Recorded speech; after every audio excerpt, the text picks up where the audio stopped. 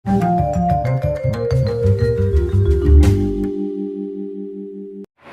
है आप सभी लोगों का मेरे YouTube चैनल पे।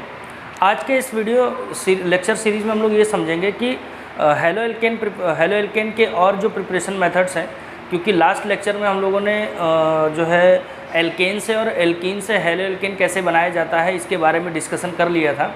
साथ ही उसमें मार्कोनिकॉफ रूल जो कि बहुत इंपॉर्टेंट है और एंटी मार्कोनिकॉफ रूल इसके बारे में भी डिस्कशन कर लिया था। और आई होप जो मैंने उसमें कुछ क्वेश्चंस दिए होंगे वो आप लोगों ने घर पे जाके प्रैक्टिस किए होंगे, घर पे प्रैक्टिस किए होंगे, उसकी प्रैक्टिस की होगी। खैर बढ़ते हैं आगे। आज हम लोग इस वीडियो में कुछ टॉपिक्स को कवर करेंगे जिसमें हमारा प्रिपरेशन मेथड होगा हेलो एल्केन का, साथ ही किन किन और दूसरे कंपाउंड से बना सकते हैं, जैसे एल्कोहल से बना सकते हैं, जिसका सामने मैंने कुछ थोड़ा सा लिख रखा है जिसको मैं डिटेल में भी समझाऊँगा भी। साथ ही एल्कोहल के अलावा हैलाइड एक्सचेंज करके एक रिएक्शन होती है, उसको भी हम लोग पढ़ेंगे। और साथ ही में हैलोजन एक्सचेंज और साथ में एक बोरोडीन हुंसडी का रिएक्शन है जो कि काफ़ी इंपॉर्टेंट है, ग्रेजुएशन लेवल में आती है बट फिर भी आपको मालूम होना चाहिए। 12th लेवल पर कंपटीशन लेवल में पूछा जाता है तो इसके बारे में आपको नॉलेज होनी चाहिए। तो आज इन सब टॉपिक को कवर कर लेंगे और हेलो एल्केन की पूरी जो प्रिपरेशन मेथड है उसको कंप्लीट फिनिश कर देंगे आज, ठीक है। फिर नेक्स्ट जब वीडियो बनेगा तो उसमें केमिकल प्रॉपर्टीज़ और हेलो एरीन के बारे में होगा। चलिए फिर शुरू करते हैं इस वीडियो को। सामने आपको क्लियरली नज़र आ रहा है कि हम लोगों को प्रिपरेशन ऑफ हेलो एल्केन पढ़ना है आज, और उसमें हम लोग को करना क्या है कि इसमें से एल्कोहल से बनाना है। तो सबसे पहले देखिए, जब भी ऑर्गेनिक रिएक्शन हम कर रहे हैं तो उसमें एक चीज़ आपको क्लियर होनी चाहिए कि आपका टारगेट क्या है। आपका टारगेट मैंने सामने लिख दिया है, ये टारगेट है। अब इस टारगेट को कैसे अचीव करना है इसी की केमिस्ट्री जाननी है। बाकी हमें बनाना क्या है, एल्कोहल से हमें एल्किल हैलाइड या एरिल हैलाइड या जो भी मान लीजिए आपके पास हेलो एल्केन है या हेलो एरीन है जिसे बनाना है, वो जो आपका डिज़ायर्ड प्रोडक्ट है वो एक अलग चीज़ है। आपके सामने ये टारगेट होना चाहिए, मतलब आपको ये मालूम होना चाहिए कि हम बनाने क्या जा रहे हैं और किससे बनाना चाहते हैं, ये आपको क्लियर रहना चाहिए बिल्कुल। तो चलिए फिर शुरू करते हैं। एल्कोहल से एल्किल हैलाइड बनाने के 3 मेथड हैं, 3 तरीके हैं जो कि काफ़ी इम्पॉर्टेंट हैं और 12th लेवल पर कन्वर्जन और व्हाट हैपेंस के क्वेश्चन बहुत आते हैं। तो कन्वर्जन हो या व्हाट हैपेंस, इनके पॉइंट ऑफ व्यू से देखें तो ये तीनों ही मेथड बहुत इंपॉर्टेंट है और बहुत पूछे जाते हैं। ये एग्ज़ाम में आपके इसके ऊपर क्वेश्चन बनाए जाते हैं और इसके ऊपर ये क्वेश्चन डायरेक्ट पूछे जाते हैं कि कैसे प्रिपरेशन हम इसकी करते हैं। चलिए फिर शुरू करते हैं। एल्कोहल का फॉर्मेशन, 3 एल्कोहल की रिएक्शन की हेल्प से, एल्कोहल की हेल्प से हम कैसे एल्किल हैलाइड बना सकते हैं उसके 3 मेथड दिए गए हैं। सबसे पहली रिएक्शन है वो PCl5 के साथ कराई गई है, या आप इसे PX5 भी बोल सकते हैं। PCl5 या समटाइम आपको कहीं पर देखने को मिलेगा P+Br2 या P+I2। तो ओवरऑल रिएक्शन वो इसीलिए इसी तरह से होनी है कि इसमें आपका PCl5 है, साथ में RCl बन जाता है। अगर यहाँ पे Br ले लेंगे तो यहाँ पे Br हो जाएगा, और अगर आप आयोडीन ले लेंगे तो फिर यहाँ आयोडीन हो जाएगा। सिंपली POCl3 जिसे हम फॉस्फोरिल क्लोराइड बोलते हैं, और साथ में HCl गैस जो है बाहर निकल जाती है। नेक्स्ट में हम रिएक्शन कराते हैं SOCl2 के साथ। SOCl2 को हम बोलते हैं थायोनिल क्लोराइड। क्या हम बोलते हैं? थायोनिल क्लोराइड बोलते हैं। और इससे बनने वाला जो एल्किल हैलाइड होता है वो बहुत ही प्योर होता है और सबसे अच्छा मेथड माना जाता है to prepare the alkyl chloride basically. तो एल्किल क्लोराइड को बेसिकली प्रिपेयर करने के लिए बहुत प्योर फॉर्म में हम इस मेथड का यूज़ करते हैं, क्योंकि इस मेथड में जो बनने वाले बाई प्रोडक्ट होते हैं वो गैसियस स्टेट में मिलते हैं।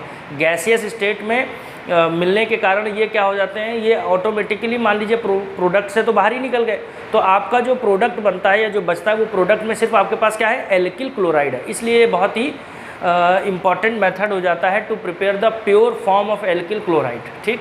अब लास्ट मेथड है कॉन्सनट्रेटेड HCl के साथ रिएक्शन कराते हैं जिंक क्लोराइड एनहाइड्रस, जो कि यहाँ पर जिंक क्लोराइड आपका लुईस एसिड होता है और ये एनहाइड्रस होना चाहिए, इसमें बिल्कुल मतलब मॉइस्चर नहीं होना चाहिए बिल्कुल भी। तो इसको हम लोग शॉर्ट फॉर्म में लूकास रिएजेंट के तरीके से भी जानते हैं। लूकास रिएजेंट एक तरह का रिएजेंट है जिसका हम यूज़ करते हैं एल्कोहल के आइडेंटिफिकेशन में, whether it is primary, secondary और टर्सरी एल्कोहल, उसको चेक करने के लिए हम लूकास रिएजेंट का टेस्ट करते हैं। इसके अलावा एक विक्टर मेयर टेस्ट भी होता है एल्कोहल्स की डिटेक्शन के लिए या आइडेंटिफिकेशन के लिए। तो चलिए फिर शुरू करते हैं इनके बारे में कि ये रिएक्शन कैसे परफॉर्म होती हैं और कैसे इनको हम लोग याद रख सकते हैं बहुत आसान बहुत सिंपल से मेथड से। तो चलिए देखते हैं। मैं इधर साइड में एक छोटा सा साइड में अपना एक साइड स्क्रीन बना लेता हूँ जहाँ पर मेरा यहाँ पे लिखने का कार्यक्रम रहेगा। आप लोग क्या करिएगा कि कंटिन्यूअस नोट्स बनाते रहा करिए। छोटी छोटी बातों को हर चीज़ लिखा पाना मेरे लिए तो संभव नहीं है, लेकिन आप जो भी बात मुझे आपको लगता है कि अगर मैंने कोई इंपॉर्टेंट बात बोली है तो ज़रूर आप उसका छोटा छोटा नोट्स तुरंत बना लें, ठीक है। बाकी पढ़ाने वाले बहुत लोग हैं, पढ़ा रहे हैं, जैसे हम पढ़ा रहे हैं वैसे दुनिया में करोड़ों लोग हैं, अरबों लोग हैं जो पढ़ा रहे हैं। आपको जहाँ समझ में आता है वहाँ पढ़ लीजिए। स्कूल में भी पढ़ रहे हैं आप, कोचिंग में भी पढ़ रहे हैं आप, ऑनलाइन भी पढ़ रहे हैं, खुद से भी पढ़ रहे हैं। अच्छी बात है कि आप पढ़ रहे हैं, सबसे इम्पॉर्टेंट चीज़ ये है। और वरना तो फिर यही है कि फिर सब लोग अपना टाइम काट रहे हैं इस तरह से। तो टाइम ना काटिए। अगर आप वाकई में डेडिकेटेड हैं अपनी पढ़ाई को लेकर तो बिल्कुल पढ़ाई करिए, अच्छे से पढ़ाई करिए। चलिए ठीक है, फिर देखते हैं इसमें हम लोग कि PCl5 के साथ या PX3 के साथ कैसे रिएक्शन होती है। देखिए हमारे पास सिंपल सा एक अल्कोहल है, जैसे मान लीजिए ROH है, इसको मैं ऐसे बना लेता हूँ सिंपल सा। अब PCl5 की रिएक्शन कैसे होगी? PCl5 की रिएक्शन को अगर आपको समझना है तो यहाँ पर बीच में अगर आप ठीक से देखें PCl5 का स्ट्रक्चर बना लेते हैं। PCl5 का स्ट्रक्चर कुछ ऐसा होता है, ट्राइगोनल बाईपिरामिडल। अगर आपको ठीक से नज़र आए तो PCl5 का स्ट्रक्चर होता है ट्राइगोनल बाईपिरामिडल, और इसकी जो ज्योमेट्री होती है TBP होती है, ठीक। और इसे हीट करना रहता है थोड़ा सा। अगर हम इसको हीट कर देते हैं तो PCl5 की खास बात ये होती है कि इसका जो स्ट्रक्चर है ट्राइगोनल बाईपिरामिडल होता है, जिसमें 3 इसके बॉन्ड प्लेन में होते हैं। जो ट्राइगोनल वाला स्ट्रक्चर होता है, जैसा पंखा नज़र आता है, फ़ैन जो नज़र आता है, तो ट्राइगोनल ये तो 3 हो गया ट्राइगोनल, यानी कि जो प्लेन में है। और इसके 2 बॉन्ड, जो क्लोरीन के 2 बॉन्ड है, वो आपका एक एबव द प्लेन होता है और एक बिलो द प्लेन होता है। यानी कि ये जो 2 क्लोरीन आपको दिख रहे हैं ना, ये आउट ऑफ प्लेन है, ये प्लेन के बाहर है और प्लेन के परपेंडिकुलर है। तो परपेंडिकुलर होने की वजह से ये 90 डिग्री एंगल बनाते होंगे। साथ ही में जो ट्राइगोनल वाली ज्योमेट्री है, इसमें बॉन्ड एंगल जो है 120 होता है। इसलिए PCl5 की ज्योमेट्री ट्राइगोनल बाईपिरामिडल। और बाईपिरामिडल कैसे? क्योंकि ट्राइगोनल जो ट्रायंगल होता है, जो ट्रायंगल आप देखेंगे, एक बॉन्ड ऊपर होगा और एक बॉन्ड नीचे से होगा। तो जब आप ऊपर से देखेंगे तो पिरामिड के जैसा नज़र आता है। कैसा नज़र आता है? पिरामिड के जैसा। इसीलिए इस ज्योमेट्री का नाम है ट्राइगोनल बाईपिरामिडल। बाई का मतलब होता है 2, और क्योंकि 2 व्यू, आपको 2 व्यू मिलते हैं, एक तरह से 2 तरफ से देखने पर आपको पिरामिड दिखने को मिलता है, इसलिए नाम है बाईपिरामिडल। सिंपल अगर कहीं पर पिरामिड एक सिंगल वाला होगा, जैसे अमोनिया में देखने को मिलता है, तो उसकी ज्योमेट्री का नाम है ट्राइगोनल पिरामिडल, उसका नाम है पिरामिडल जो है शेप होता है। या इसी तरह स्क्वायर पिरामिडल होता है, उसमें एक तरफ से पिरामिड देखने को मिलता है, इसलिए उसका नाम। अब यहाँ पर 2 तरफ से आपको पिरामिड देखने को मिलता है, इसलिए इसका नाम है बाईपिरामिडल। अब जब आप इसको हीटिंग करते हैं तो हीटिंग करने की वजह से क्या होता है, जो बॉन्ड क्लोरीन के जो बॉन्ड हैं जो प्लेन में है ट्राइगोनल वाले, वो हाईली स्टेबल है और इक्वेटोरियल पर है। जो बॉन्ड प्लेन में होते हैं उन्हें इक्वेटोरियल बॉन्ड बोलते हैं, और जो bond out of the plane होते हैं उन्हें एक्सियल बॉन्ड बोलते हैं। एक्सियल बॉन्ड जो है थोड़े से वीक होते हैं क्योंकि लॉन्गर होते हैं, और लॉन्गर होने की वजह से उनकी जो बॉन्ड स्ट्रेंथ है वो थोड़ी सी कम हो जाती है, थोड़ी सी वीक हो जाती है उनकी स्ट्रेंथ। जो एक्सियल पर होते हैं, जो इक्वेटोरियल पर होते हैं, वो इक्वेटोरियल बॉन्ड थोड़े से स्ट्रॉन्ग होते हैं, क्योंकि एक तो प्लेन में है, हवा में नहीं है। तो आप इस चीज़ को अच्छे से रिलेट कर सकते हैं। तो जाहिर सी बात है, अगर मैं हीटिंग दूंगा तो PCl5 में सबसे पहले कौन से 2 बॉन्ड टूटेंगे? जो आउट ऑफ प्लेन बॉन्ड है वो आसानी से टूट जाएंगे। तो इसका मतलब है कि यहाँ से आपका HCl निकल सकता है और यहाँ से आपका RCl निकल सकता है। अब आपको क्लियरली नज़र आ रहा होगा, यहाँ से RCl निकाल दिया है और यहाँ से आपने HCl निकाल दिया है, और बीच में क्या बचेगा? सिंपली आपका, अब जैसे ऑक्सीजन की 2 वैलेंसी फ्री हो गई, तो अब फास्फोरस की भी तो 2 वैलेंसी फ्री हो गई। अब यहाँ पर इनकी ज्योमेट्री जो बन जाएगी वो बन जाएगी टेट्राहेड्रल। 2 बॉन्ड निकलने के बाद टोटल बॉन्ड इसके अभी देखिए 4 एटम हैं चारों, इसके चारों ओर, तो इसकी ज्योमेट्री एक तरह से टेट्राहेड्रल ज्योमेट्री बन जाती है। इस तरह से आप इसको आसानी से समझ सकते हैं कि कैसे RCl बनेगा, कैसे POCl3 बनेगा और कैसे HCl बनेगा। आई होप आपको ये समझ में आ गया होगा। इसे उतार लीजिए अच्छे से। आई होप आपने इसे लिख लिया होगा। चलिए एक और रिएक्शन देख लेते हैं इसकी जगह। अगर अब सवाल यहाँ पर यह है कि PCl5 के अलावा क्या Br और I के साथ भी ऐसी रिएक्शन हो सकती है? तो बिल्कुल, वहाँ पर आपको कुछ ऐसा लिखा मिलेगा, ऐसा लिखा होगा, ऐसा करके लिखा होगा। अगर P+Br2 लिखा हो या P+I2 लिखा हो तो भी प्रोडक्ट आपका यही बनेगा। आई होप आपको क्लियरली समझ में आ गया होगा। या PBr3 या PI3 मिल सकता है डायरेक्ट। PBr5 और PI5 हाईली अनस्टेबल होते हैं थोड़ा, इसलिए वो डायरेक्ट हम इसे यूज़ नहीं करते हैं, हम इसी फॉर्म में यूज़ करते हैं, मतलब फास्फोरस प्लस ब्रोमीन गैस या आयोडीन गैस, इस तरह से यूज़ करते हैं। तो इसलिए डायरेक्ट आपको PBr5 या PI5 हो सकता हो ना मिले देखने को, तो वहाँ पर उनकी जगह पर P+Br2 या P+I2 या रेड फास्फोरस प्लस I2 लिखा होगा। इस तरह करके अगर लिखा है तो आप समझ जाइएगा कि वहाँ पर हम इसी तरह की रिएक्शन करा रहे हैं। चलिए इसकी एक और रिएक्शन देख लेते हैं। अगर हम रिएक्शन करा दें PX3 के साथ, किसके साथ करा दें? PX3। अगर हम PX3 के साथ रिएक्शन करा रहे हैं तो मैं अल्कोहल पहले ऐसे बना लेता हूँ। अगर हम PX3 के साथ रिएक्शन करा रहे हैं तो सबसे पहली चीज़ तो आप यही समझ जाइए कि PCl3 है, जैसे यहाँ पर मैंने ऐसे PCl3 बना दिया, PCl3 मैंने बना लिया, या PBr3 मान लीजिए या PI3 मान लीजिए। अब जब इनकी आपको रिएक्शन करानी है तो यहाँ पर आपको सिंपल सी चीज़ नज़र आएगी। अच्छा, एक लोन पेयर इसमें रहता है, एक लोन पेयर रहता है, इसीलिए इसकी ज्योमेट्री कैसी रहेगी? इसकी ज्योमेट्री रहती है ट्राइगोनल पिरामिडल, पिरामिडल जैसी रहती है ज्योमेट्री, जैसे अमोनिया में देखने को मिलती है।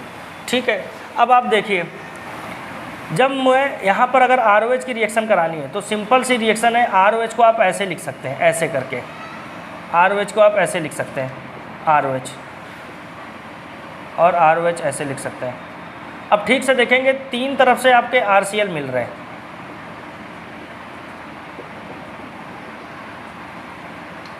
तीन तरफ से आपके RCl मिल रहे हैं, ये तो तीनों तरफ से जब RCl निकल जाएंगे तो यहाँ पर इस रिएक्शन में अगर आप देखेंगे, इस रिएक्शन में अगर आपकी ROH की रिएक्शन इसके साथ करा दें, किसके साथ? PX3 के साथ, तो क्या बनेगा? RX बनेगा। सबसे पहली चीज़ तो X की जगह आप क्लोरीन ले सकते हैं, ब्रोमीन ले सकते हैं, आयोडीन ले सकते हैं, RX बनेगा, वो भी कितना, और साथ में बनता है H3PO3, साथ में बनता है H3PO3। अब H3PO3 कैसे बनेगा? देखिए यहाँ पर H कितना है? 1, यहाँ पर H1, यहाँ पर H1, यानी टोटल H हो गए 3, तो H3 हो गया, टोटल ऑक्सीजन 3, तो PO3 हो गया, और बीच में फास्फोरस जुड़ जाएगा। तो इस तरह से इनका जो एसिड है वो ये बन जाता है H3PO3, यानी ऑर्थोफॉस्फोरस एसिड, ऑर्थोफॉस्फोरस एसिड। अगर H3PO4 होता तो ऑर्थोफॉस्फोरिक एसिड नाम हो जाता। एक में इक लग जाता है, एक में अस लग जाता है। कैसे पता चलेगा इक और अस? अगर H3PO3 है, इसमें जो ऑक्सीडेशन नंबर आती है वो +3 आती है, और H3PO4 में ऑक्सीडेशन नंबर +5 आती है। इसमें अस लगेगा और इसमें इक लगता है। जैसे सल्फ्यूरिक सल्फ्यूरस, जैसे फेरिक फेरस। कैसे पता चलेगा कि हमें कैसे पता चलेगा कि हमें किस में इक लगाना है, किस में अस? तो जब भी किसी मेटल की ऑक्सीडेशन नंबर सबसे ज़्यादा होगी, जैसे आयरन को ले लीजिए, आयरन में +3 ज़्यादा ऑक्सीडेशन स्टेट है, जो स्टेबल है मतलब, और +2 कम है, तो +3 के लिए इक लगाते हैं फेरिक, और +2 जहाँ पर होता है वहाँ पे फेरस। जैसे ferrous sulphate, ferric sulphate, ferrous sulphate FeSO4, ferric sulphate Fe2SO4 का होल थराइज हो जाता है। आई होप आपको ये समझ में आ रहा होगा। तो ये रिएक्शन आपको समझ में आ गई होगी क्लियरली। तो इसको आप ऐसे बना लीजिए, 3 क्लोरीन इसके ऐसे साथ निकल जाएंगे। चलिए फिर बढ़ते हैं नेक्स्ट रिएक्शन पर। तो ये आपके दोनों रिएक्शन के प्रोडक्ट मैंने बता दिए कि आपको अगर मान लीजिए, अब इसमें क्वेश्चन कैसे आता है? क्वेश्चन इस तरह से पूछा जाएगा, जैसे कहेगा कि CH3 है, CH2 है, अल्कोहल है, इसकी रिएक्शन कराने को कहेगा PCl5 के साथ, और फिर कहेगा कि प्रोडक्ट A बनता है, तो बताइए क्या बनेगा? इस तरह से आ जाएगा क्वेश्चन। या फिर मान लीजिए कुछ इस तरह से क्वेश्चन आ जाएगा, डबल बॉन्ड CH3, और अगर इसमें H2O ले लेता है डाइल्यूट H2SO4 की प्रेजेंस में, डाइल्यूट H2SO4 की प्रेजेंस में ले लेगा रिएक्शन में, तो कहेगा इसमें बनेगा A प्रोडक्ट। इसमें एक A प्रोडक्ट बनता है, और A प्रोडक्ट की रिएक्शन अगर हम किससे कराएं, मतलब इसमें B मान लीजिए, जब प्रोडक्ट बन जाएगा इस तरह से, इस तरह से क्वेश्चन आ जाएगा। यानी यहाँ पर पहली वाली रिएक्शन में हमें प्रोडक्ट पता करना है, और दूसरी वाली रिएक्शन में हमें ये पता करना है कि उसमें रिएक्टेंट क्या यूज़ किया जा रहा है। आई होप आपको समझ में आ रहा होगा ये चीज़। तो चलिए इसका आंसर फाइंड आउट करने की कोशिश करते हैं। जब डाइल्यूट H2SO4 की रिएक्शन इसके साथ कराते हैं तो इसमें जो A होगा, ए होगा वो होगा CH3 CH और OH और CH3।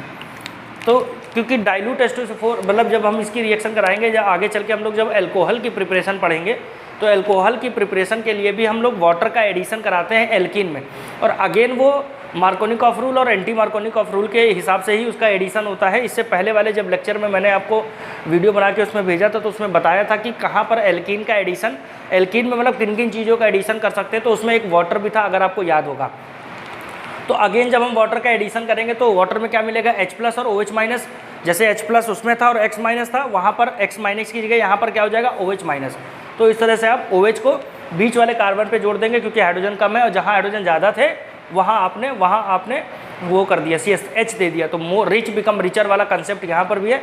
अब A आपको पता चल गया है, B में क्या यूज़ करेंगे, B आपका यहाँ पर क्या हो जाएगा, B आपका हो जाएगा PCl5 मान लीजिए।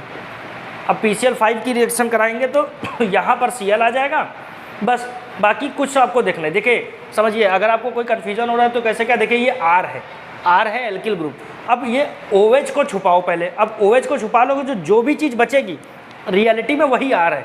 अब वो R कितना बड़ा हो सकता है कितना छोटा हो सकता है, doesn't matter, the only thing is matter कि PCl5 की रिएक्शन करने पर आपका क्या होगा, एक H अलग चला जाएगा और एक O जो है डायरेक्ट इसके साथ आ जाएगा POCl3 के साथ, और RCl अलग हो जाएगा और HCl अलग हो जाएगा। सिंपल सी रिएक्शन है।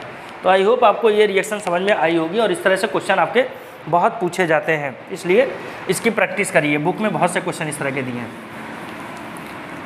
ठीक है, फिर बढ़ते हैं अब आगे नेक्स्ट रिएक्शन की तरफ, जो है SOCl2 के साथ। किसके साथ रिएक्शन है, SOCl2 के साथ।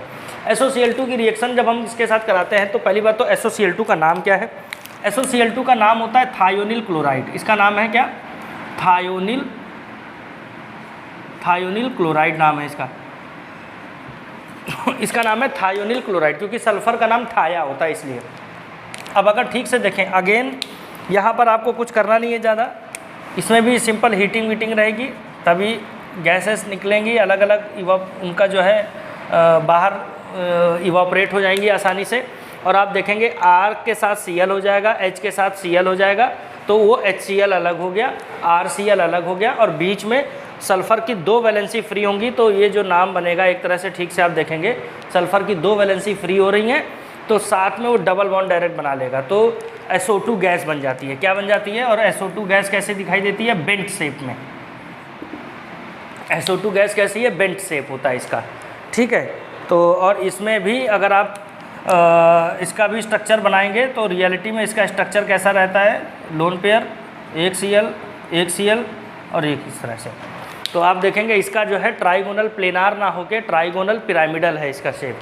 सल्फ़र के पास लास्ट में कितने इलेक्ट्रॉन होते हैं, सल्फ़र के लास्ट में 16 टोटल इलेक्ट्रॉन होते हैं सल्फ़र के पास, जिसमें उसके वैलेंस शेल में 6 इलेक्ट्रॉन होते हैं। उसकी जो वैलेंसी है एक तरह से वैसे तो होती है 2, बट वो अपने जो उसका ऑक्सीडेशन नंबर है +6 होता है, यानी कि क्योंकि d ऑर्बिटल की वजह से वो ज़्यादा से ज़्यादा बॉन्ड बना सकता है। और इसका सिंपल सा एग्जांपल आप समझ सकते हैं कि जैसे SF6 होता है जिसमें 6 बॉन्ड वो बनाता है, जबकि उसको अपने ऑक्टेट को पूरा करने के लिए सिर्फ 2 इलेक्ट्रॉन की ज़रूरत है। After getting 2 electron it will become stable, but ये ऑक्टेट रूल को तोड़ देता है। और ऑक्टेट रूल को इसलिए तोड़ देता है क्योंकि इसके पास बहुत ही d ऑर्बिटल होने की वजह से 10 इलेक्ट्रॉन का स्टोरेज एक्स्ट्रा होता है। अगर वो चाहे तो वो किसी से सबसे ले सकता है। अब आप खुद ही ऐसे समझ लीजिए कि सल्फ़र के पास ऑलरेडी 6 इलेक्ट्रॉन लास्ट में है, और जब वो सल्फ़र जो है फ्लोरीन के साथ जब बॉन्ड बनाता है तो 6 फ्लोरीन उसके साथ जुड़ सकती हैं सिंगल बॉन्ड से शेयरिंग करके। तो टोटल उसके ऑक्टेट में कितने हो गए इलेक्ट्रॉन, अब जो लास्ट वाले सेल में 12। तो वो ऐसा इसीलिए पॉसिबल है, क्यों, क्योंकि उसके पास d ऑर्बिटल आ जाता है। और SF6 में हाइब्रिडाइजेशन sp3d2, ज्योमेट्री क्या होती है, ऑक्टाहेड्रल। इसको भी आई होप आप समझ गए होंगे, तो लिख लीजिए अच्छे से। आई होप आप लोगों ने लिख लिया होगा। इस रिएक्शन का नाम डार्जन रिएक्शन है। इस रिएक्शन का नाम डार्जन रिएक्शन बोलते हैं, और काफ़ी इंपॉर्टेंट है और काफ़ी pure alkyl chloride. Basically alkyl chloride के लिए रिएक्शन है। एल्किल क्लोराइड इज़ फॉर्म्ड, इसमें बहुत ही प्योर एल्किल क्लोराइड फॉर्म्ड होता है। क्यों, क्योंकि SO2 अलग निकल जाता है गैस के रूप में, और HCl भी गैस के फॉर्म में अलग निकल जाता है। तो इस तरह से ये रिएक्शन होती है। आई होप आपको ये समझ में आ गया होगा। अब ये रिएक्शन केवल SOCl2 देता है, क्योंकि SOF2 की रिएक्शन हाईली मतलब एक तरह से हाईली वो रिएक्टिव होता है या एक्सप्लोजिव टाइप की रिएक्शन हो सकती है, इसलिए SOF2 के साथ हम लोग उसको परफॉर्म नहीं कराते हैं। SOCl2 एक थोड़ा सा जो है स्टेबल कंडीशन में रहता है जिसकी रिएक्शन पॉसिबल है। SOBr2 हाईली अनस्टेबल होता है और SOI2 एग्जिस्ट ही नहीं करता है, इसलिए हम सिर्फ इस रिएक्शन को परफॉर्म करा सकते हैं एल्किल क्लोराइड बनाने के लिए। आई होप आपको ये अच्छे से समझ में आ गई होगी, इसको नोट कर लीजिए और ये एक इम्पॉर्टेंट पॉइंट है, इसको भी नोट कर लीजिए। चलिए बढ़ते हैं नेक्स्ट रिएक्शन की तरफ।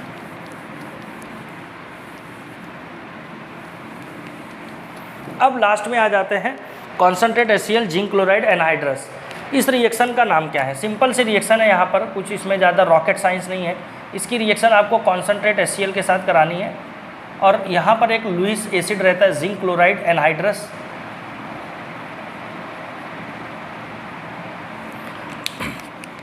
तो इसमें सिंपल सा एक रिएक्शन होगा, ये वाटर अलग हो जाता है और RCl अलग हो जाएगा।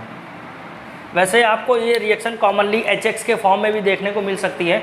अल्कोहल की रिएक्शन आप डायरेक्टली HX से कराएंगे तो वो अभी मैं आगे बता दूंगा आपको, लेकिन ये एक स्पेशल टाइप का रिएजेंट है इसलिए इसकी रिएक्शन अलग से बता रहे हैं। इस रिएजेंट का नाम है concentrate HCl plus zinc chloride anhydrous. इसके मिक्सचर को हम लुकास रिएजेंट बोलते हैं। लुकास रिएजेंट बेसिकली यूज़ होता है अल्कोहल के आइडेंटिफिकेशन में कि वेदर इट इज़ प्राइमरी और सेकेंडरी और टर्सरी। ठीक है, तो देखते हैं लुकास रिएजेंट।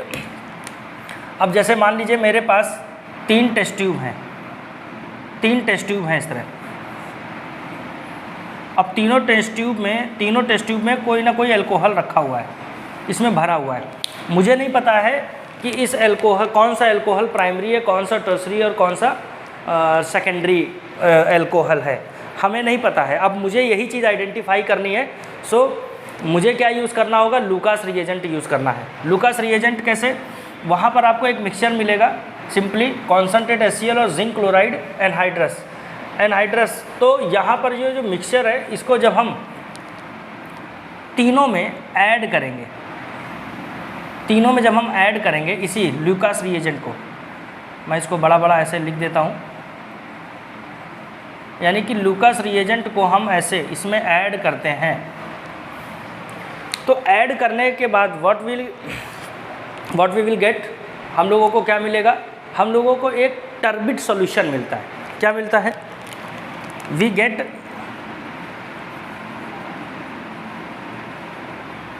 टर्बिड सॉल्यूशन, जिसे हम लोग आम भाषा में, बहुत आसान भाषा में समझने की कोशिश करें तो जैसे दूधियापन आ जाता है सॉल्यूशन में, या जैसे मिल्की कलर, एकदम लाइट मिल्की कलर, जैसे नहीं दूध में बहुत पानी मिला हो मान लो, ऐसा जो कलर हमको देखने को मिलता है बहुत थोड़ा सा वैसा वाइट रहता है ना, तो जैसे दूधियापन या मिल्की कलर, इसी को टर्बिडिटी बोलते हैं। ये टर्बिड नेचर अगर आ जाता है इसमें तो ये हमको कंफर्म हो जाता है कि इसमें अल्कोहल प्रेजेंट है। ये तो कंफर्म हो गया। अगर टर्बिड सोल्यूशन नहीं आ रहा है, टर्बिड सोल्यूशन हमें नहीं मिल रहा है, तो इट मीन्स कि यहाँ पर कोई भी अल्कोहल प्रेजेंट नहीं है। लेकिन अगर टर्बिड सोल्यूशन देखने को मिल गया तो फिर इसका मतलब ये कंफर्म हो जाएगा कि ये अल्कोहल है। अब इसमें कौन सा अल्कोहल है ये कैसे पता करेंगे? तो इसको पता करने का तरीका क्या है कि अगर टर्बिडिटी जो होती है ना, टर्बिडिटी का जो टाइम होता है, turbidity comes in 1 to 10 second. अगर 1 से लेकर 10 सेकेंड के बीच में टर्बिडिटी आ गई तो वो आपका टर्शरी अल्कोहल होगा। कैसा अल्कोहल होगा? टर्बिडिटी, अगर आप ये जो टर्बिडिटी है लगभग अगर 1 मिनट ले ले, कितना समय ले ले? 1 मिनट, तो फिर ये जो अल्कोहल होगा वो सेकेंडरी अल्कोहल होगा। और अगर टर्बिडिटी को आने में लगभग 30 मिनट का समय लग जा रहा है, कितने मिनट का समय? 30 मिनट का समय लग जाता है, आधा घंटे का समय लग जाता है, तो मतलब वो प्राइमरी अल्कोहल होता है। सिंपल सी चीज़ है। और ये रिएक्शन बेसिकली इस तरह का टर्बिड सोल्यूशन हम लोग मिथाइल अल्कोहल में नहीं देखते, प्राइमरी, सेकेंडरी और टर्सरी के लिए ही पॉसिबल है। बाकी रिएक्शन तो वो करेगा मिथाइल अल्कोहल में, तो HX से रिएक्शन कराएंगे तो वो आपका मिथाइल क्लोराइड अलग हो जाएगा और वाटर अलग हो जाता है। बट हमको प्राइमरी, सेकेंडरी और टर्सरी में अगर हम समझना है तो कैसे क्या? तो सॉल्यूशन की जो टर्बिडिटी है वो टाइम डिपेंडेंट होती है। Turbidity, when turbidity comes within second और into 10 seconds, then it will tertiary alcohol. तो ये याद रखना है हमेशा। अब यहाँ पर ROH प्राइमरी, सेकेंडरी और टर्सरी क्या होते हैं ये समझ लीजिए। आप इसको तुरंत बना लीजिए, फिर इसे रफ करते हैं।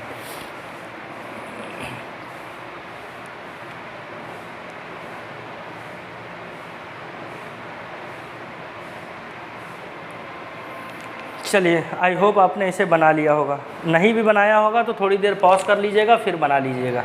ठीक है, मैं इसकी रिएक्शन बता देता हूँ ज़रा, कैसे अल्कोहल वाली जो प्राइमरी, सेकेंडरी और टर्सरी वाली है।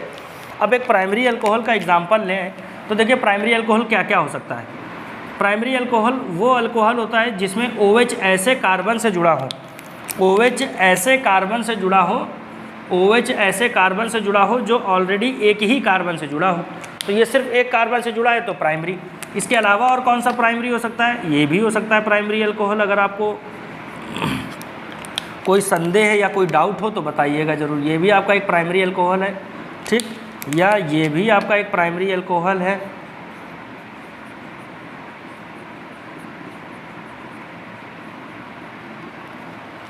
क्योंकि यहाँ पर कितने ही बड़े मॉलिक्यूल की ना हो, लेकिन आपको अल्कोहल देखने को तो ये प्राइमरी ही मिल रहा है ना डायरेक्ट। ये भी again primary alcohol, again primary alcohol.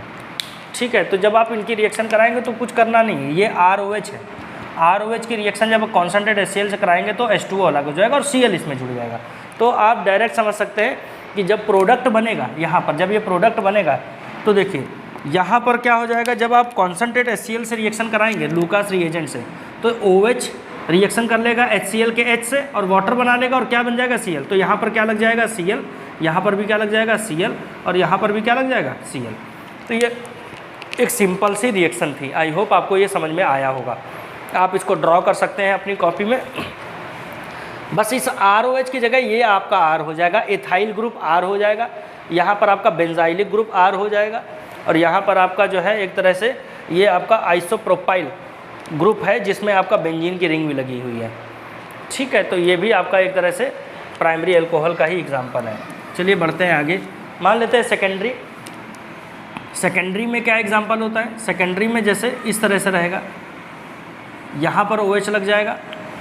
इसके अलावा बहुत से एग्जाम्पल हो सकते हैं जैसे CH3 OH, CH3, ये CH2 मान लीजिए, इसको ऐसे मान लीजिए। तो यहाँ पर ये आपका H हो जाएगा। यहाँ पर ये जो OH है ये सेकेंडरी अल्कोहल है। ये कैसा अल्कोहल है? सेकेंडरी अल्कोहल है, क्योंकि ये सेकेंडरी कार्बन से जुड़ा हुआ है। प्रोपेन टू ऑल इसका नाम हो जाएगा, इसका नाम हो जाएगा 2 प्रोपेनॉल। अब जब आप इसकी रिएक्शन कराएंगे आपके लूकास रिएजेंट से तो यहाँ पर सेकेंडरी एल्किल हैलाइड बन जाएगा। यहाँ पर क्या बन जाएगा? Secondary alkyl halide. तो इसकी जो टर्बिडिटी सॉल्यूशन की है वो आती है लगभग 1 मिनट में। तो आप टाइम डिपेंडेंट, और उस जो अभी इससे पहले प्राइमरी वाला था वो लगभग आपका समय ले लेता है आधा घंटा। तो अगर आप देख सकते हैं अगर टर्सरी होगा तो तुरंत टर्बिडिटी आ जाएगी, आप आसानी से समझ जाएंगे। टर्सरी के अलावा अगर सेकेंडरी होगा तो हाँ 1 मिनट तक ले रहा है तो ठीक। और अगर 1 मिनट के अंदर कोई भी टर्बिडिटी देखने को नहीं मिल रही है 1 मिनट 2 मिनट में, तो मतलब है कि फिर वो ज़्यादा समय ले रहा है, तो इसका मतलब है कि वो प्राइमरी अल्कोहल होगा। तो ये एक मेथड होता है। अब टर्सरी अल्कोहल भी देख लेते हैं। टर्सरी अल्कोहल देख लेते हैं, जैसे एग्जांपल इसका है CH3 CH3 CH3 और ये OH हो जाएगा। इसका नाम हो जाएगा 2-methyl two propane two ol, 2-methyl propane two ol नाम हो जाएगा। काउंटिंग कैसे करेंगे? 1 2 3, 2 नंबर पे मिथाइल ग्रुप है इसलिए 2-methyl प्रोपेन टू ऑल, इसका सफिक्स ऑल लगता है। ठीक, इसकी रिएक्शन जब आप कॉन्सेंट्रेट HCl से कराते हैं तो सिंपल सा यहाँ वाटर अलग हो जाएगा और CH3 और ये CH3 और ये कार्बन यहाँ पर आ जाएगा Cl और वाटर अलग हो जाएगा। तो ये जो रिएक्शन है आपकी, ये टर्बिडिटी विदिन सेकेंडों में दे देगी, मतलब 1 सेकेंड से लेकर 10 सेकेंड में ही टर्बिडिटी आ जाएगी। और इससे आप कंफर्म हो जाएंगे आप कि ये जो सॉल्यूशन हमें मिल रहा है वो सॉल्यूशन एक तरह का कैसा सॉल्यूशन है? आपका टर्सरी अल्कोहल वाला सॉल्यूशन है। आई होप आपको ये रिएक्शंस तीनों समझ में आ गई होंगी। लूकास टेस्ट क्या होता है, लूकास रिएजेंट क्या होता है, ये आसानी से आप लोग समझ चुके होंगे बिल्कुल। और इसके बहुत सारे क्वेश्चन हमें देखने को मिलते हैं और आप उसकी प्रैक्टिस कर सकते हैं। जैसे आपकी NCERT की बुक में क्वेश्चन कुछ ऐसे दिए हुए हैं, आप सॉल्व कर सकते हैं। अच्छा एक चीज़ और बताते हैं, थोड़ा सा हायर लेवल की बात है। ये आपकी SNI मैकेनिज़्म से, अब आप लोग ढूंढिएगा कि SNI मैकेनिज़्म क्या होती है। सब nucleophilic substitution, internal nucleophilic substitution reaction रहती है। डार्जन रिएक्शन की जो रिएक्शन मैकेनिज़्म है वो SNI मैकेनिज़्म के थ्रू होती है। तो आप लोग पता करिएगा, ढूंढिएगा कि SNI। और हाल फिलहाल अभी हाल ही में एक पेपर एग्ज़ाम हुआ था PGT का, तो उसमें ये क्वेश्चन भी पूछा गया था केमिस्ट्री में, PGT केमिस्ट्री में क्वेश्चन पूछा गया था कि ये रिएक्शन की मैकेनिज़्म क्या होगी, तो उसका करेक्ट ऑप्शन था SNI मैकेनिज़्म। तो आप लोग पता करिएगा कि SNI मैकेनिज़्म क्या होती है। ओके, चलिए फिर इसे रफ करते हैं, आगे देखते हैं इसमें क्या है। कुछ क्वेश्चंस देख लेते हैं, कुछ क्वेश्चंस इंपॉर्टेंट जो आपके NCERT बुक में भी मिल जाएंगे आपको। जैसे कुछ एक क्वेश्चन ऐसे लिखा हुआ है उसमें, अगर आपको नज़र देख सकें आप, तो इसकी रिएक्शन अगर हम SOCl2 के साथ कराएं तो क्या बन जाएगा। सिंपल सा प्रोडक्ट है, कोई इसमें आपको रॉकेट साइंस लगाने की ज़रूरत नहीं है, जहाँ इतने बड़े मॉलिक्यूल को देखने की ज़रूरत नहीं है। ये मत सोचिए कि ये इतना बड़ा मॉलिक्यूल है तो क्या देखने मिल रहा है, तो नहीं, इसको देखिए बस। OH की जगह Cl लगा दीजिए, SO2 बन जाएगा और HCl बन जाएगा। ये रिएक्शन इसकी हो गई कंप्लीट। और क्या पॉसिबिलिटी हो सकती है,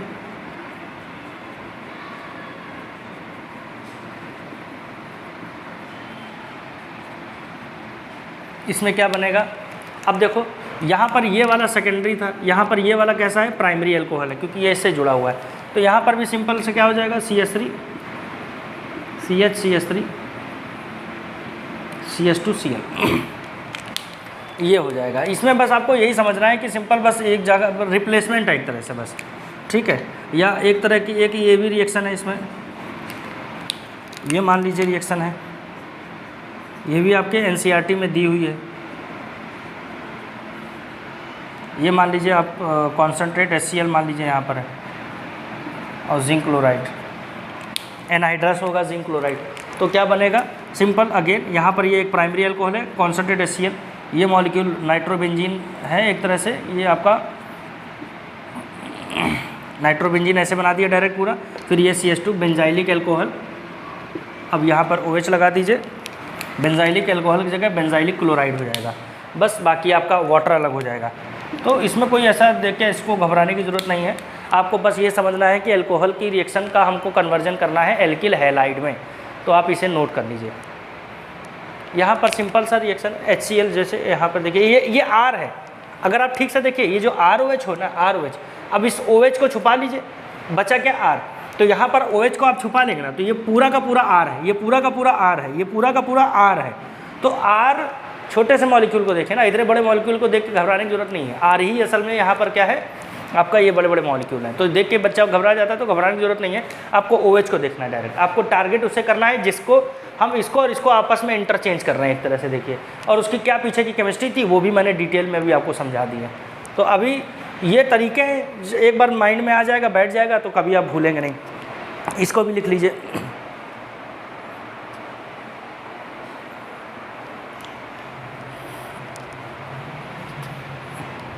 आई होप आपने इसे लिख लिया होगा। बढ़ते हैं नेक्स्ट टॉपिक पर। चलिए इसमें देखिए एक रिएक्शन सिंपल सी है, इसमें अल्कोहल से हो गया। इससे अल्कोहल से और भी क्वेश्चन आप कई सारे इसमें देख सकते हैं। तो नेक्स्ट इसमें रिएक्शन है हैलाइड एक्सचेंज। अब हैलाइड एक्सचेंज में बेसिकली दो रिएक्शन है, दो तीन रिएक्शन मिल जाएंगे आपको। हैलाइड एक्सचेंज देखिए क्या है, इसमें पहली रिएक्शन है जिसमें आप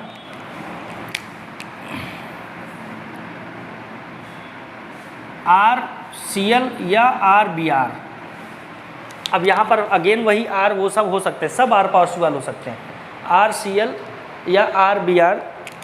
इसकी रिएक्शन अगर हम NaI के साथ कराएं, NaI के साथ in the presence of acetone solvent, तो यहाँ पर इसको ये रिप्लेस कर देता है, या एक तरह से कह लीजिए इसको एक्सचेंज कर देता है। क्या कर देता है? एक्सचेंज। तो इस तरह से इस रिएक्शन का जो मेन प्रोडक्ट है वो आपका RI बन जाएगा और Na या तो Cl बनेगा या फिर NaBr बनेगा, what ever the reagent is. उसके हिसाब से वो बाई प्रोडक्ट आपका बन जाएगा। इसे हम हैलाइड एक्सचेंज रिएक्शन बोलते हैं। हैलाइड एक्सचेंज रिएक्शन में भी ये आपकी, इसमें फिंकेल्स्टीन रिएक्शन नाम है इसका,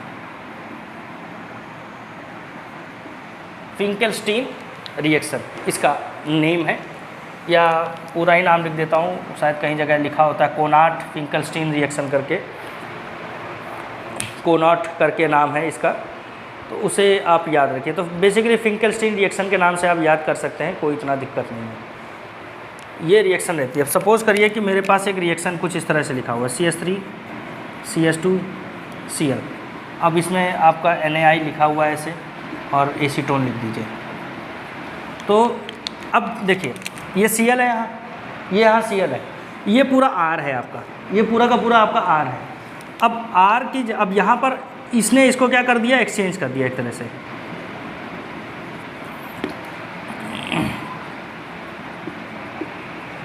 यहाँ पर NaCl, ठीक इस तरह से हो जाएगा। तो आई होप आपको ये रिएक्शन समझ में आ गई होगी। लिख लीजिए इसे भी।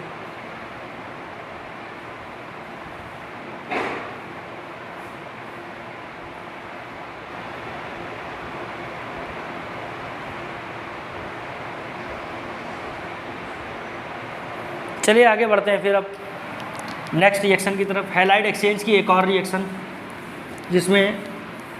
जिसकी रिएक्शन का नाम है, अब अभी तक आपने देखा होगा हमने आयोडाइड एल्किल आयोडाइड भी बना लिया है, एल्किल क्लोराइड भी बना लिया है, और एल्किल ब्रोमाइड भी बना लिया है। बस एक कंपाउंड इनका रह गया है जिसमें हम लोगों ने एल्किल फ्लोराइड नहीं बनाया है। तो चलिए देखते हैं एल्किल फ्लोराइड भी क्या बन सकता है हम लोगों से। तो उस रिएक्शन का नाम है स्वार्ट रिएक्शन। ये इसी का एक टाइप है, हैलाइड एक्सचेंज इसमें भी होता है।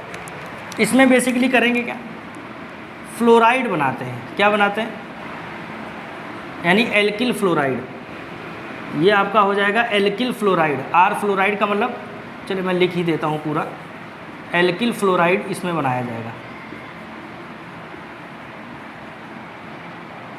इज प्रिपेयर्ड, ठीक ना, by using heavy metal fluoride.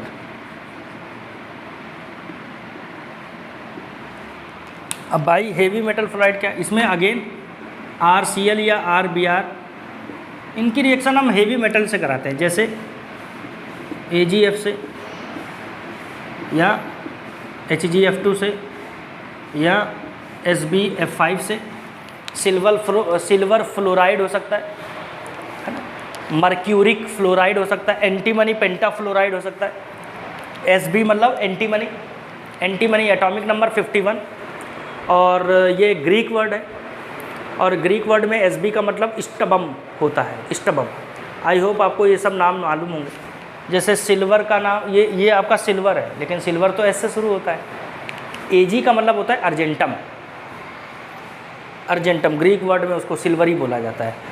Hg का मतलब होता है हाइड्रोगायरम, हाइड्रोगायरम। Hg एटॉमिक नंबर 80 होता है। एटॉमिक नंबर बहुत अच्छे से ये सब याद होने चाहिए। मरकरी का कितना 80, Sb का कितना 51, इसी तरह लेड का कितना होता है 82। Pb का मतलब होता है प्लम्बम। क्या मतलब होता है, प्लम्बम। तो ये बहुत इंपॉर्टेंट है। जब तक आप इन सब चीज़ों से फेमिलियर नहीं होंगे तो फिर केमिस्ट्री थोड़ी सी टफ लगेगी। तो एटॉमिक नंबर, ये बहुत बेसिक चीज़ है। ये 7th 8th क्लास से हम लोग पढ़ना शुरू कर देते हैं। अगर किसी बच्चे का ये सब चीज़ बहुत वीक है ना, तो फिर उसको बहुत केमिस्ट्री पढ़ने की ज़रूरत है। हाँ, माना कि चलो इतनी ज़रूरत नहीं है, लेकिन जहाँ पर ज़रूरत होगी ना, वहाँ पर फिर सब गलत करके आएंगे आप। तो इसको भी याद करके आपको याद होना चाहिए सब, ठीक है। मतलब सारे एलिमेंट याद करना मुश्किल है, हमको भी पता है, हमको खुद भी याद नहीं है, लेकिन मोस्ट ऑफ द एलिमेंट आपको मालूम होने चाहिए। जिसके बारे में आप रोज़ पढ़ रहे हैं, रोज़ देख रहे हैं, रोज़ समझ रहे हैं उसको, तो उसकी नॉलेज आपको होनी चाहिए कि कौन सा एटॉमिक, कौन सा मेटल किस ग्रुप में है, किस पीरियड में पड़ता है, कौन से ब्लॉक में पड़ता है, ये सब डिटेल होनी चाहिए। अब मुझे नहीं पता कि यूरेनियम कौन से ब्लॉक में है कि नहीं है, वो एक बात की बात है। खैर वैसे वो एक्टिनाइड में आता है, यूरेनियम का 92 होता है, वो तो हमें मालूम है, लेकिन मैं एक आपकी तरफ से बता रहा हूँ, कि मतलब आपको मालूम होना चाहिए एटलीस्ट कि थोरियम किस ग्रुप में मिलेगा, कौन सी फैमिली में मिलेगा, कौन से ब्लॉक में मिलेगा, है ना, मैग्नीज किस ग्रुप में पड़ेगा, ठीक है ना, या आपको एकदम मालूम होना चाहिए एकदम। मैंने बोला नहीं आप तुरंत उसका आंसर दीजिए, ऐसा होना चाहिए सिस्टम। अब मैंने कह दिया कि टंगस्टन कौन से ग्रुप में होगा, तो आपको तुरंत जवाब देना चाहिए कि 3rd B में होगा, है ना। अगर आपसे पूछा जाए आयरन कौन से ग्रुप में होगा, तो 8th ग्रुप में होगा। डी ब्लॉक में 8th ग्रुप होता है, उसमें 9 एलिमेंट आते हैं जिन्हें हेवी मेटल्स का ग्रुप भी बोलते हैं। सबके अलग अलग नाम है, जैसे नाइट्रोजन फैमिली का नाम निकोजेंस होता है। निकोजेंस क्यों रखा गया नाम, क्योंकि इनके जो एलिमेंट है या उनकी एलिमेंट की जो गैसेस होती हैं वो सफोकेशन प्रोड्यूस करती है। जैसे अमोनिया है, फॉस्फीन है, इनकी गैसों की वजह से अगर आप इसको इनहेल कर ले तो आपको सफोकेशन होता है। तो ये सब इंपॉर्टेंट चीज़ है, ये सब मालूम होना चाहिए आपको। नहीं मालूम है तो इसको पढ़ना शुरू कर दें, अदरवाइज़ बहुत दिक्कत होगी, ठीक है। तो इन मेटल्स की रिएक्शन, तो इसमें जस्ट सिंपल यहाँ पर भी आपका हैलाइड एक्सचेंज हो जाएगा, ये RF बन जाएगा और AgCl हो जाएगा, या मान लीजिए AgBr, जो कि आप जानते हैं कि इसका प्रेसिपिटेट मिलता है। सिमिलरली ये RF हो जाएगा और HgCl2 हो सकता है या Br2 हो सकता है, और इसमें भी अगेन RF हो जाएगा और SbCl5 हो जाएगा या आपका Br5। इस तरह से आपकी ये टोटल ओवरऑल जो इनकी रिएक्शंस है। अब R की जगह पर आप मिथाइल ले सकते हैं, ethyl, isopropyl, isobutyl, amyl group ले सकते हैं, ये सब आप ले सकते हैं, ठीक है। तो ये R की जगह पर ये रिएक्शन हो जाएगी। इस तरह के क्वेश्चन भी पूछे गए हैं। तो ये ओवरऑल आपकी प्रिपरेशन आज कंप्लीट हो गई है। ये आप, और बाकी आपको इसकी जो फिजिकल प्रॉपर्टीज़ है वो आप बुक से भी पढ़ सकते हैं। सिंपली लोअर मेंबर जो होते हैं एल्किल हैलाइड के, वो गैसेज होते हैं, और जैसे जैसे हायर मेंबर में आप जाएंगे वो लिक्विड हो जाते हैं। जैसे मान लीजिए क्लोरोफॉर्म है, क्लोरोफॉर्म देखने में लिक्विड लगता है, लेकिन उसे खुला छोड़ देंगे तो तुरंत वेपोराइज हो जाता है, क्योंकि वो वॉलेटाइल नेचर के होते हैं। इसी तरह डाइक्लोरोमेथेन है, DCM, वो भी वोलाटाइल नेचर का है। क्लोरोफॉर्म का बॉइलिंग पॉइंट 61 डिग्री सेल्सियस होता है, 61 डिग्री। उसको खुला छोड़ देंगे ना तो एक आध दो घंटे में पूरा उड़ जाएगा। आधे लीटर की बोतल जो होगी, 500 ml की बोतल जो आती है, बॉटल जो होगी लैब में रखी रहती है, उसको खुला छोड़ दीजिए, वो थोड़े समय बाद, मतलब अब ये नहीं कि एकदम तुरंत उड़ती हुई चली जा रही है, उसमें पैरासूट लगा है, ऐसा नहीं है। मतलब ये वोलाटाइल नेचर की वजह से वो थोड़े समय में ही क्या हो जाएगी, वो इवॉपरेट हो जाएगी वोलाटाइल नेचर की वजह से। और DCM है, उसका तो बहुत ही कम होता है, 39 डिग्री सेंटीग्रेड होता है टेम्परेचर, या 40 डिग्री बॉइलिंग पॉइंट होता है उसका। मतलब रूम टेम्परेचर पर ही वो उड़ना शुरू कर देती है वोलाटाइल नेचर होने की वजह से।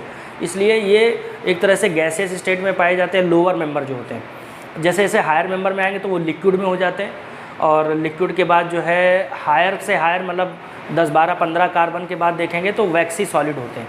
कैसे? वैक्सी सॉलिड, स्मेल आती है, और मतलब थोड़ा सा आप उसको आइडेंटिफाई कर सकते हैं। DCM ECM में बहुत, मतलब उसमें करेक्टरिस्टिक स्मेल होती है उसकी। तो लैब में अगर आप काम करेंगे तो आपको इसका अंदाज़ा हो जाएगा, सॉल्वेंट की कैसी स्मेल होती है, कैसी क्या, ये सब आपको अंदाज़ा हो जाता है। तो लैब में अगर आपको काम करने का मौका मिलता है तो बिल्कुल करिए, ठीक है। तो ये आज मैंने पूरा ये कंप्लीट करा दिया। इसके नोट्स आप लोग अच्छे से बना लीजिएगा, छोटी छोटी बातों को ध्यान रखिए, बस केमिस्ट्री बहुत ईजी लगने लगेगी, ठीक है। तो नेक्स्ट में हम लोग इसकी केमिकल प्रॉपर्टी के बारे में डिस्कस करेंगे। तो फिर मिलते हैं फिर नेक्स्ट क्लास में। Thank you so much. सभी लोग ध्यान रखें, मौसम भी ख़राब हो रहा है दिन ब दिन। 2 दिन पहले और कल ही इतनी धूप थी, लेकिन शाम से मौसम बदल चुका है। तो अपने आप को सर्दी, खांसी, जुकाम, बुखार, मच्छरों से बचा के रखें और स्वस्थ रहिए। Thank you so much.